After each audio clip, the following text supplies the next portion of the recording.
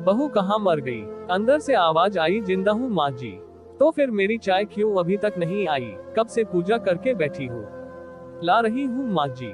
बहू चाय के साथ भजिया भी ले आई। सास ने कहा, तेल का खिलाकर क्या मारोगी? बहू ने कहा, ठीक है माँ जी, ले जाती हूँ। सास ने कहा, रहने दे, अब बना दिया है तो खा लेती हूँ। सास ने भजिया उठाए और कहा, कितनी गंदी भजिया बनाई है तुमने। बहू, माँ जी मुझे कपड़े धोने हैं, मैं जाती हूँ। बहू दरवाजे के पास छिपकर खड़ी हो गई। सास भजिया पर टूट पड़ी और पूरी भजिया खत्म कर दी। बहू मुस्कुराई और काम पर लग गई। दोपहर के खाने का वक्त हुआ। सास ने फिर आवाज लगाई, कुछ खाने को मिलेगा। बहू ने आवाज नहीं दी। सास फिर चिल्लाई, भूखे मारोगी क्या? बहू आई सामने, खिचड़ी रख दी। सास गुस्से से, ये क्या है, मुझे इसे नहीं खाना, ले जाओ। बहू ने कहा, आपको डॉक्टर ने दिन में खिचड़ी खाने को कहा है, खाना तो पड़ेगा ही। सास मुंह बनाते हुए, हाँ तू मेरी माँ बन जा। बहू फिर मुस्कुराए और चली गई। आज इनके घर पूजा थी। बहू सुबह 4 बजे से उठ गई। पहले स्नान किया, फिर फूल लाए, माला बनाए, रसोई साफ की, पकवान और भोज बनाया। सुबह के 10 बज गए। अब सास भी उठ चुकी थी। बहू अब पंडित जी के साथ भगवान के वस्त्र तैयार कर रही थी। आज ऑफिस की छुट्टी भी थी और उनके पति भी घर पर थे। पूजा शुरू हुई। सास चिल्लाती, बहू ये नहीं है, वो नहीं है। बहू दौड़ी दौड़ी आती और सब करती। अब दोपहर के 3 बज गए थे। आरती की तैयारी चल रही थी। पंडित जी ने सबको आरती के लिए बुलाया और सबके हाथों में थाली दी। जैसे ही बहू ने थाली पकड़ी, थाली हाथों से गिर पड़ी। शायद भोज बनाते हुए बहू के हाथों में तेल लगा था, जिसे वो पोंछना भूल गई थी। सारे लोग तरह तरह की बातें करने लगे। कैसी बहू है, कुछ नहीं आता, एक काम भी ठीक से नहीं कर सकती, ना जाने कैसी बहू उठा लाए। एक आरती की थाली भी संभाल नहीं सकी। उसके पति भी गुस्सा हो गए, पर सास चुप रही, कुछ नहीं कहा, बस यही बोल के छोड़ दिया, सीख रही है, सब सीख जाएगी धीरे धीरे। अब सबको खाना परोसा जाने लगा। बहू दौड़ दौड़ के खाना देती, फिर पानी लाती। करीब 70-80 लोग हो गए थे। इधर 2 नौकर और बहू अकेली, फिर भी वहाँ सारा काम बहुत ही अच्छे तरीके से करती। अब उसकी सास और कुछ आस पड़ोस के लोग खाने पर बैठे। बहू ने खाना परोसना शुरू किया। सबको खाना दे दिया गया। जैसे ही पहला निवाला सास ने खाया, तुमने नमक ठीक नहीं डाला क्या? एक काम ठीक से नहीं करती, पता नहीं मेरे बाद कैसे ये घर संभालेगी। आस पड़ोस वालों को तो जानते ही हो ना साहब, वो बस बहाना ढूंढते हैं नुक्स निकालने का। फिर वो सब शुरू हो गए, ऐसा खाना है, ऐसी बहू है, ये वो वगैरह वगैरह।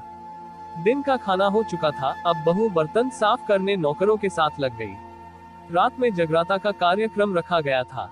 बहू ने भी 1-2 गीत गाने के लिए स्टेज पर चढ़ी। सास जोर से चिल्लाई, मेरी नाक मत कटा देना, गाना नहीं आता तो मत गा, वापस आ जा। बहू मुस्कुराए और गाने लगी।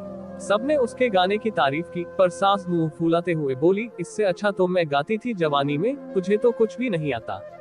बहू मुस्कुराए और चली गई। अब रात का खाना खिलाया जा रहा था।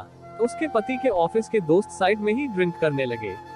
उसका पति चिल्लाता, थोड़ा बर्फ लाओ, तो सास चिल्लाती, यहाँ दाल नहीं है, फिर चिल्लाता, कोल्ड ड्रिंक नहीं है, पापड़ ले आओ। इधर उधर आखिरी में उसके पति की शराब गिर पड़ी उसके एक दोस्त पर और बोतल टूट गई।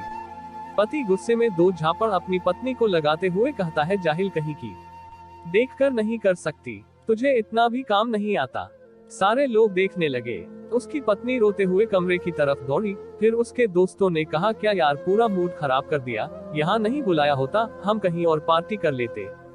कैसी अनपढ़ गंवार बीवी ला रखी है तूने, उसे तो मेहमानों की इज्जत और काम करना तक नहीं आता, तुमने तो हमारी बेइज्जती कर दी। अब आस पड़ोस की औरतों को और बहाना मिल गया था। वो कहने लगी, देखो क्या कर दिया तुम्हारी बहू ने, कोई काम की नहीं है। मैं तो कहती हूँ अपने बेटे की दूसरी शादी करा दो, छुटकारा पाओ इस गंवार से। सास उठी और अपने बेटे के पास जाकर उसे थप्पड़ मारा और कहा, अरे नालायक, तुमने मेरी बहू को मारा, तेरी हिम्मत कैसे हुई, तेरी टांग तोड़ दूंगी। उसके बेटे के दोस्त कुछ कहने ही वाले थे कि उसकी माँ ने घूरते हुए कहा, चुप, बिल्कुल चुप, यहाँ दारू पीने आए हो, जबकि पता है आज पूजा है और तुम्हें पार्टी करनी है। कैसे संस्कार दिए हैं तुम्हारे माता पिता ने, और किसने मेरी बहू को जाहिल बोला, जरा इधर आओ, चप्पल से मारूंगी अगर मेरी बहू को किसी ने शब्द भी कहा तो। अरे पापी, तूने उस लड़की को बस इसलिए मारा कि तेरी शराब टूट गई।